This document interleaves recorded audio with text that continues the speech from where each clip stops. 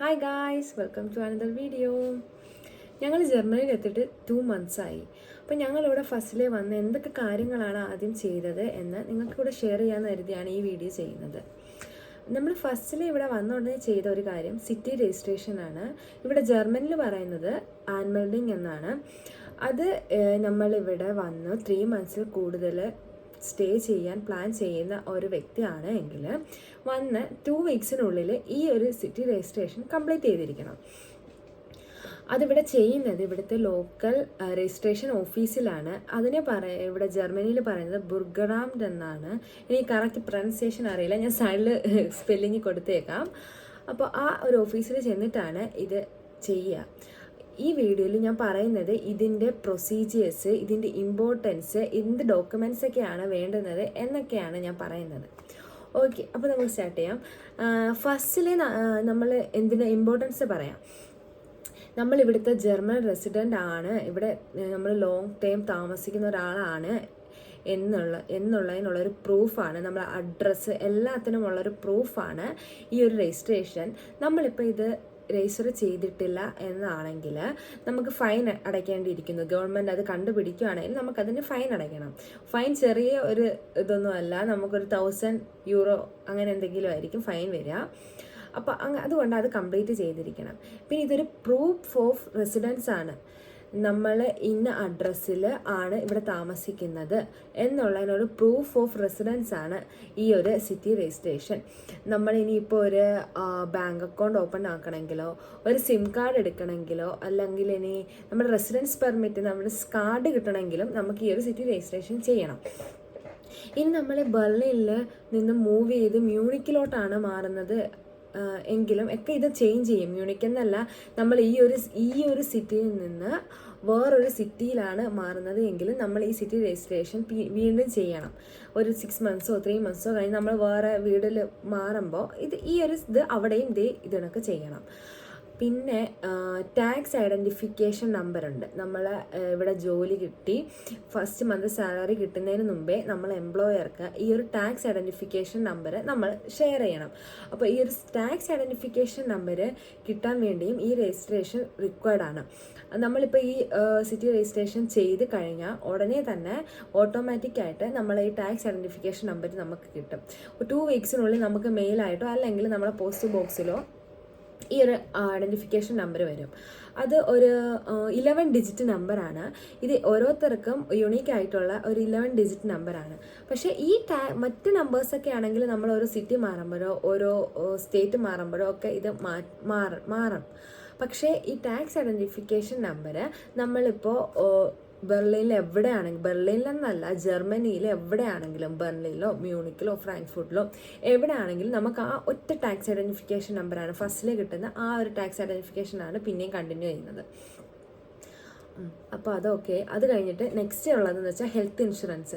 Monthly നമുക്ക് salary കിട്ടുമ്പോൾ നമ്മളെ ടാക്സ് കട്ടാവുമല്ലോ, അതിൽ ഇത്ര % ഹെൽത്ത് ഇൻഷുറൻസിന് വേണ്ടിയും കട്ടാവുന്നുണ്ട്.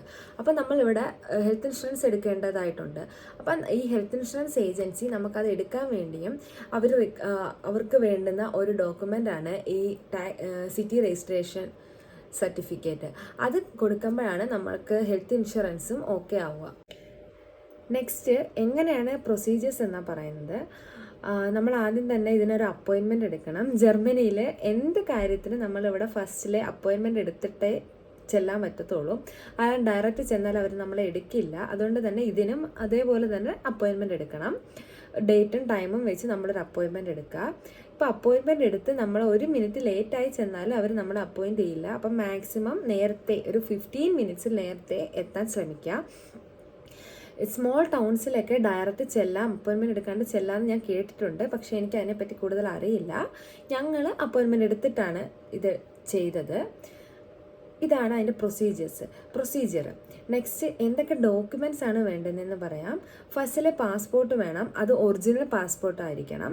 പിന്നെ സെക്കൻഡ് റെൻ്റൽ എഗ്രിമെൻറ്റ് ഫോം വേണം. നമ്മൾ അഡ്രസ്സും നമ്മളെവിടെയാണ് താമസിക്കുന്നത് എന്നൊക്കെ വെച്ചിട്ട് ആ ഡീറ്റെയിൽസ് എല്ലാം വെച്ചിട്ട് ഉള്ളൊരു റെൻ്റൽ എഗ്രിമെൻറ്റ് ഫോം വേണം. പിന്നെ നമുക്കിപ്പോൾ സ്പൗസ് ഉണ്ട് എങ്കിൽ, ഇവിടെ സ്പൗസ് ഉണ്ട് എങ്കിൽ നമ്മുടെ മാരേജ് സർട്ടിഫിക്കറ്റ് വേണം. അത് ജർമ്മൻ ട്രാൻസ്ലേറ്റ് ചെയ്തതാണെങ്കിൽ അത്രയും ബെറ്ററാണ്. കാരണം ഇവിടെ ഇരിക്കുന്നത് ജർമ്മൻസ് ആണ് കൂടുതലും. അപ്പോൾ അവർക്ക് അത് നോക്കാൻ, ചെക്ക് ചെയ്യാൻ ബെറ്റർ ജർമ്മൻ ട്രാൻസ്ലേറ്റ് ആയിട്ടുള്ള മാരേജ് സർട്ടിഫിക്കറ്റ് ആണ് ബെറ്റർ. പിന്നീട് നമുക്ക് വേണ്ടുന്നത് രജിസ്ട്രേഷൻ ഫോം, ഫൈനൽ രജിസ്ട്രേഷൻ ഫോമാണ്. ആ ഫോം നമുക്ക് ഇവിടുത്തെ അവരുടെ തന്നെ വെബ്സൈറ്റിൽ നിന്ന് ഡൗൺലോഡ് ചെയ്തെടുക്കാം. അല്ലെങ്കിൽ ആ സിറ്റി രജിസ്ട്രേഷൻ ഓഫീസിൽ കിട്ടും. ആ ഫോമിൽ നമ്മുടെ ബേസിക് ആയിട്ടുള്ള ഡീറ്റെയിൽസും പിന്നെ നമ്മളെ അഡ്രസ്സിൻ്റെ ഡീറ്റെയിൽസുമാണ് നമ്മൾ മെയിനായിട്ട് കൊടുക്കേണ്ടത്.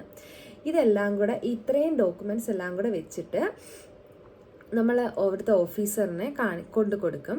അപ്പോൾ ആ ഓഫീസർ അതെല്ലാം ക്രോസ് ചെക്ക് ചെയ്ത് എല്ലാം ചെക്ക് ചെയ്തിട്ട് നമുക്ക് ആ ഒരു സിറ്റി രജിസ്ട്രേഷൻ സർട്ടിഫിക്കറ്റ് തരും. അതിന് നമുക്ക് കിട്ടുമ്പോൾ നമ്മളത് ഫുൾ ഡീറ്റെയിൽസും കറക്റ്റ് ആണോ, നമ്മളുടെ പേര്, അതിൻ്റെ സ്പെല്ലിങ്, നമ്മളെ അഡ്രസ്സ് എല്ലാം കറക്റ്റ് ആണോ എന്ന് കറക്റ്റായി വെരിഫൈ ചെയ്തിട്ട് നമുക്ക് അത് വെക്കാം.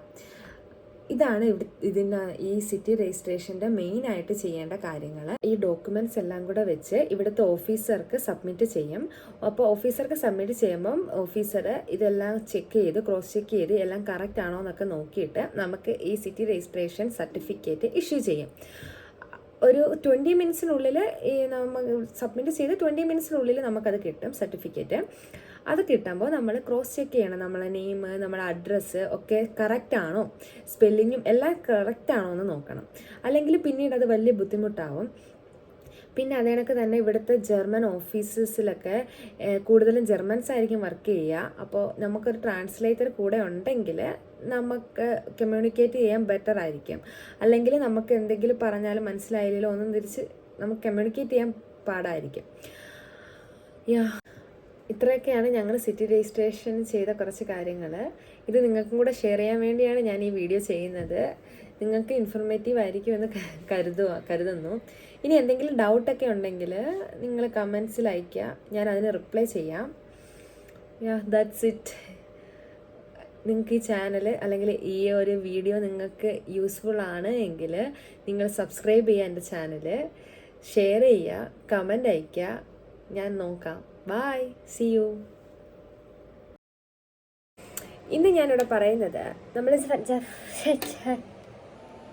ഇന്ന് ഞാൻ ഈ വീഡിയോയിൽ നിങ്ങളുടെ അടുത്ത് പറയുന്നത് ഹായ് ഗായ്സ്, അപ്പോൾ കറക്റ്റായി ഷെയർ ചെയ്യുമല്ലോ. സോറി അപ്പോൾ നമുക്ക് വീഡിയോയിലോട്ട് ഷെയർ ചെയ്യില്ല, ഞാൻ സൈഡിൽ കൊടുത്തേക്കാം. നിങ്ങൾ എൻ്റെ ചാനൽ സബ്സ്ക്രൈബ് ചെയ്യുക, ലൈക്ക് ചെയ്യുക, ഷെയർ ചെയ്യുക, കമൻറ്റ് ചെയ്യുക. ബൈ.